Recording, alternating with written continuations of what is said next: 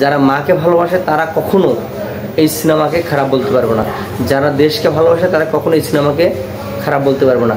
আর যারা সাকিবিয়ানদের নাম ভেঙে সোশ্যাল মিডিয়ায় আলোচনায় আসতে যাচ্ছেন তারা আপনারা ঠিক করতেছেন না, শেষে কিন্তু সাকিবই বেস্ট। আসসালামু আলাইকুম।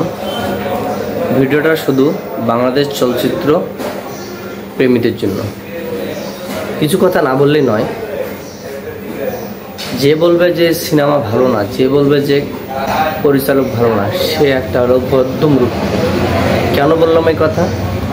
রাজকুমার একটা এত সুন্দর সিনেমা, যে সিনেমা একটা আলোড়ন সৃষ্টি করতেছে এবং দ্বিতীয় সপ্তাহে এসেও 122টা হলে চলতেছে এবং মাল্টিপ্লেক্সগুলোতে দেয়ালের দেশ, তারপর আরও অন্যান্য সিনেমা ওমর টোমর এগুলোর শো কমে গেছে, অথচ রাজকুমার প্রায় 90%ই হাউসফুল এবং রাজকুমারের শো আরও বৃদ্ধি করা হয়েছে। তারপরেও কিছু কুচক্র মহল যারা বলতেছে নাকি রাজকুমার সিনেমা ভালো না, রাজকুমার সিনেমার মেকিং ভালো হয়নি, রাজকুমার সিনেমার গান ভালো না। আরে ভাই, আপনি গান কি করবেন? গানে একটা সিনেমাতে একটা দিক খারাপ হতেই পারে।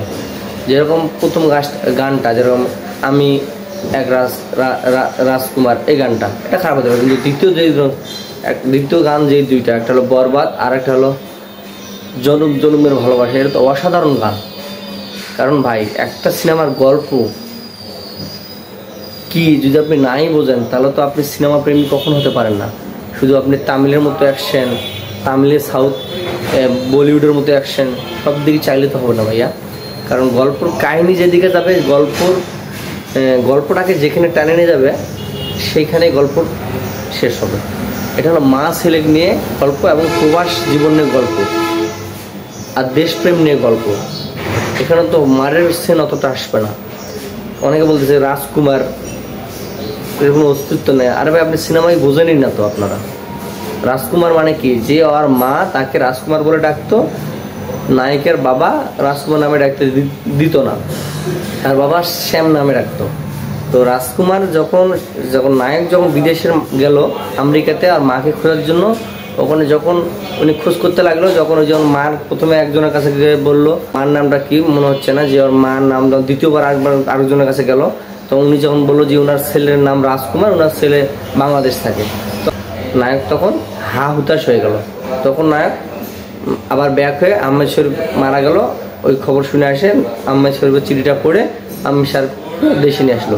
দেশে আনার পর সাকিব যখন তার নিজের বাড়িতে গেল চুপি চুপি, যখন তার বাপ দূর থেকে ডাকবে, তখন তার বাপ কি বললো যে আমি আজকে সত্য কথা বলবো যে তোর মা তোকে রাজকুমার বলে ডাকতো আর আমি রাজকুমার নামে ডাকতে দিতাম না।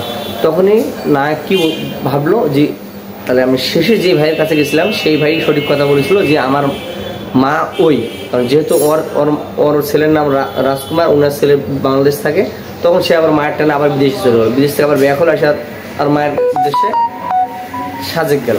তো যাই হোক, আপনার কাহিনী না বুঝে অযথা কিছু কুচক্রী মহল হিমেল সাহেবকে অনেক কথা বলতেছে, অনেক বাজে মন্তব্য করতেছে। আরে ভাই, যদি অত সিনেমা বাজে হতো তাহলে মাল্টিপ্লেক্সগুলোতে সিনেমা হাউসফুল যেত না, মাল্টিপ্লেক্সগুলোতে সিনেমা নেমে দিত। বিদেশের কোনো সিনেমা চলতেছে না, শুধু রাজকুমার চলতেছে।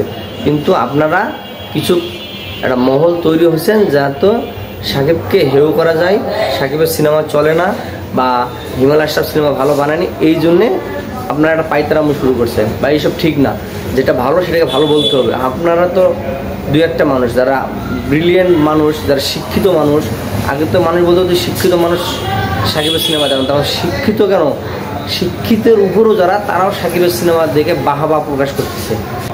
এত সুন্দর অভিনয়, এত সুন্দর এক্সপেকটেশন, কি অসাধারণ মায়া মুগ্ধতা। যারা মাকে ভালোবাসে তারা কখনো এই সিনেমাকে খারাপ বলতে পারবে না, যারা দেশকে ভালোবাসে তারা কখনো এই সিনেমাকে খারাপ বলতে পারবে না। সিনেমার কাহিনীটা অসাধারণ। জাস্ট আপনারা একটা কথা বলতে পারতেন যে সিনেমাটাতে যদি আর 2টা ফাইটিং দৃশ্য থাকতো তাহলে সবচেয়ে বেশি ভালো হতো, আপনারা এই কথাটা বলতে পারতেন। কিন্তু সিনেমার সব দিক থেকে পারফেক্ট। আমি এই ভিডিওটা বানালাম আজকে শুধু চলচ্চিত্র প্রেমীদেরকে বোঝানোর জন্য। আর যারা সাকিবিয়ানদের নাম ভেঙে সোশ্যাল মিডিয়ায় আলোচনায় আসতে যাচ্ছেন তারা আপনারা ঠিক করতেছেন না, শেষে কিন্তু সাকিবই বেস্ট। আপনারা যতই যা চেষ্টা করেন, সাকিব ইজ সাকিব, ঠিক আছে? তার ধারে গেছেও কেউ নাই। প্রিয়তমাতে যেরকম ক্যালমা দেখাচ্ছে, লিডার আমি বাংলাদেশ তো ক্যালমা দেখাচ্ছে, রাজকুমারও দেখাচ্ছে এবং দেখাবে।